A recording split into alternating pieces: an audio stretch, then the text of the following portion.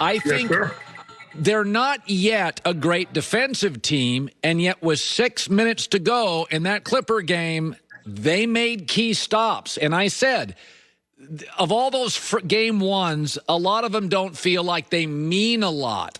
But for a young team that this is a confidence builder. I thought it was a substantial win for the Mavericks and a disheartening loss for the Clippers. What was your takeaway in their late game performance?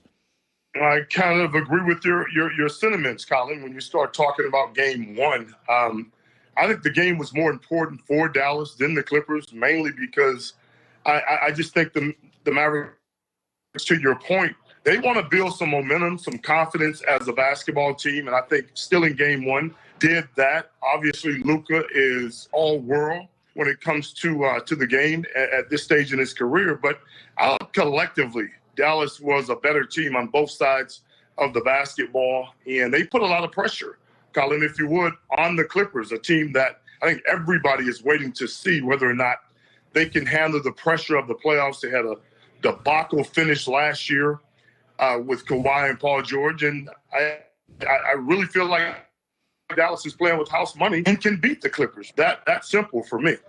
You know, it's interesting when you watch the Clippers late in possessions or late in games, they have struggled now for 2 years.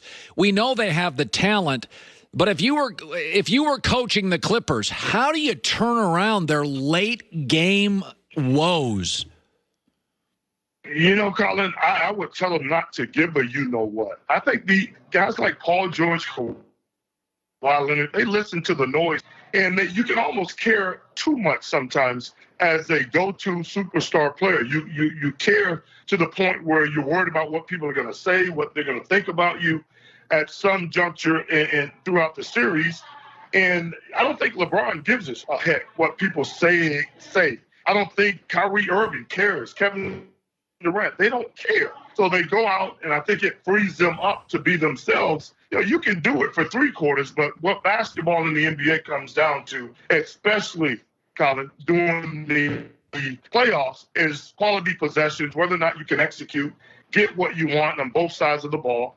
And so far, the Clippers hadn't been able to do that. They blamed a lot of it on Doc Rivers' system. Doc is a good friend of mine, and I respectfully agreed with it then. I respectfully disagree with it now. I think guys like Paul George, Kawhi Leonard, this is why you were paid the big bucks. This is why you need to find a way to step up and make a difference this time of the year. No question about it. Now, I don't feel the same way, Derek, about the Lakers. First of all, the Suns were more rested. They were at home.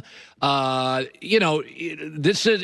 just felt like you could feel the 11 years of no playoffs. This was the biggest game in Phoenix in over a decade. And I kind of felt like, the Lakers just kind of walked into a no-win situation. Are you worried, though? Anthony Davis, it's funny. Some guys are talented. Some guys are just motivated without talent. The late Kobe Bryant was motivated and talented.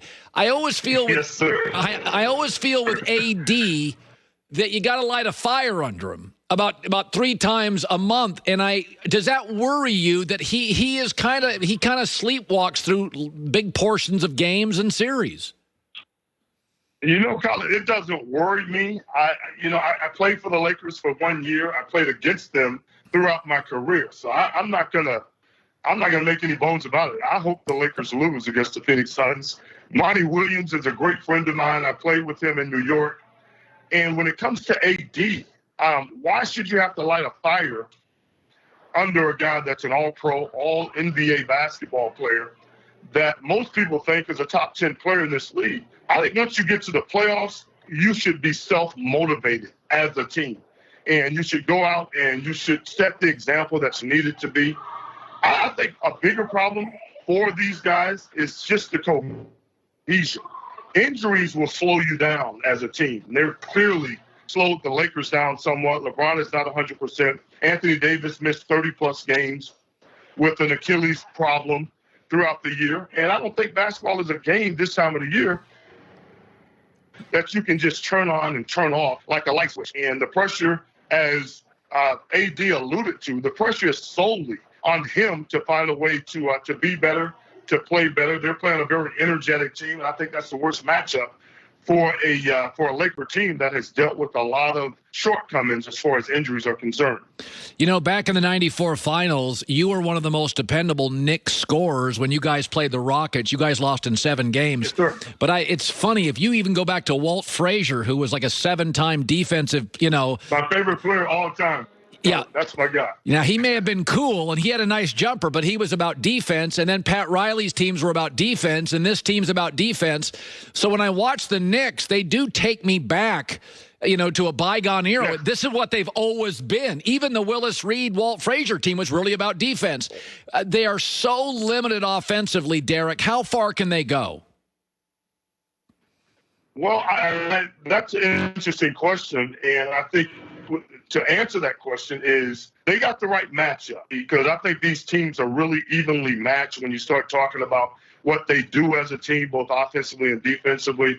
It took the youngster, Trae Young, down the stretch to make a huge shot getting to the rim and finishing off the Knicks. But I don't think that there's a lot of pressure on New York. They're kind of playing with house money as well. Yeah. Coach Thibodeau has this team believing in themselves as a defensive team. And Derrick Rose and Julius Randle, I think they can make enough baskets and create enough offense late in games where the Knicks will stay in this series. I suspect that this series will go 7 games, and I think it'll be anybody's series to win. But I just think defense for the Knicks has to be the front of what they do. It has to set the tone for them as a team. And, man, you get in close games. All it takes is a bucket here and a bucket there, a stop here and a stop there, and you can find yourself successful. So I like the Knicks' chances.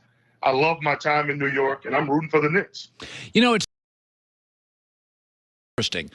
Not only are Kyrie and Harden great finishers and great players, but in the history of the NBA, I'm not sure there's ever been a backcourt with 2 guys that can get their own shot anytime they want. I mean, Klay Thompson's more of a catch-and-shoot guy. Gail Goodrich was a guy that, for the Lakers, Jerry could create his own shot. Gail was more catch-and-shoot.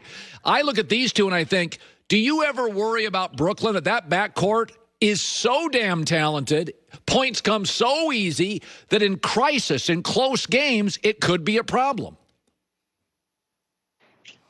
I don't think so. I just think the greatness that they have, you're talking Harden, you're talking about James Harden and Kyrie Irving in the backcourt, and then you have KD, probably the best player in the league, pound for pound, if you look at what he brings as an offensive player.